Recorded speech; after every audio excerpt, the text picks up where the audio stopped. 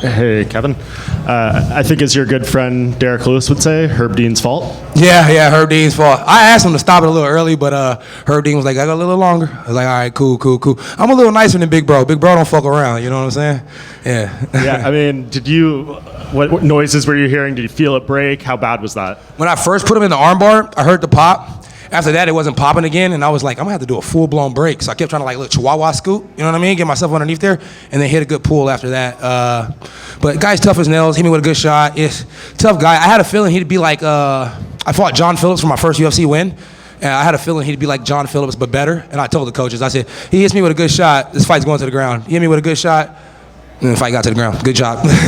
We know you have an all-time chin, never been truly knocked out. How hurt were you there? I wasn't hurt at all. It just he simply hit me with a good shot, and I was moving at the same time. So it's like I'm 6'2", but my arms are long, like I'm 7 foot tall. So I'm a bit clumsy sometimes. I don't know if you guys know that or not, but yeah. So I fall over, they come on top, they get subbed. It's good for me.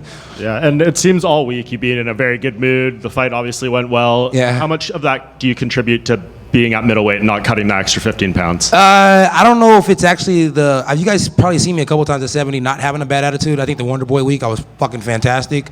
And there's been a few good times I've been good. It's all about the energy. You know, and if the energy's fucked up around me, I'm gonna be a fucked up individual. If somebody during fight week is doing dumb things, I will respond usually pretty aggressively. So it's not necessarily that I'm just the asshole, it's just I just don't take no shit. What comes next after this? Hopefully Luque pulls out and I get Diaz. And last question for me. You felt the gloves in there. You've fought with the old ones many times. Much has been said this week leading up to them. Now that you've done it, what's your review of the new gloves? I still ain't cracked nobody with the new gloves yet.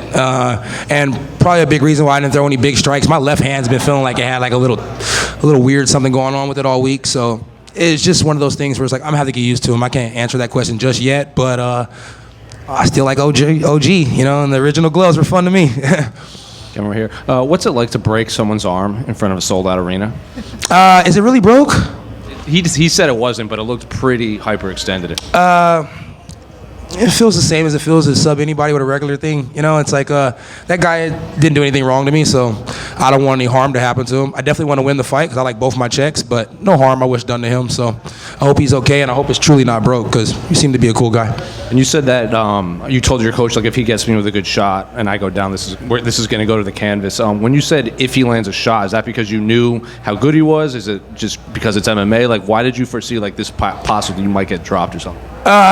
Sometimes I respect striking so much that I just say fuck grappling. So I have to learn how to be like more in the middle. It's mixed martial arts. It's not boxing or it's not kickboxing.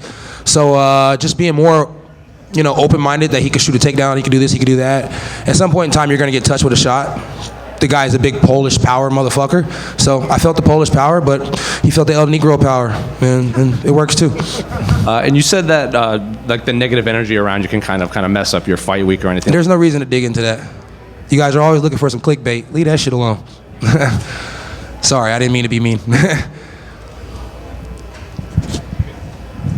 We saw you obviously get out of the cage and speak to Donald Trump. So what did you say to him? I just apologized because the first time that I hopped out of the cage when he was there, I didn't speak to him. And no disrespect to anybody ever. The person who signs my checks is usually the first person I'm trying to talk to. You know what I mean? And Dana and Hunter, they sign my checks.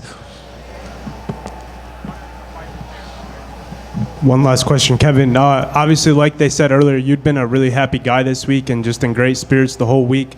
I'm wondering, you know, how that crowd, that Newark crowd, feel to you? You're a guy who's fought all over the place. What was the atmosphere like tonight? Oh, Jersey is fantastic. East Coast people are just fucking wild in general. I tend to love it. So I had a great time out here. Anywhere I go to fight, they usually show me so much love that it's hard not to feel the great energy in the room. I mean, but Jersey was something fucking crazy. Yesterday they were booing, and then when I got out there, they were screaming. So, yeah, shout out to Jersey. I ain't never seen Jersey Shore. Maybe I'll go home and binge watch this shit or something. I don't know. Nobody else? All right, don't you guys get home and be like, I didn't get no fucking questions. What happened to my podcast shit?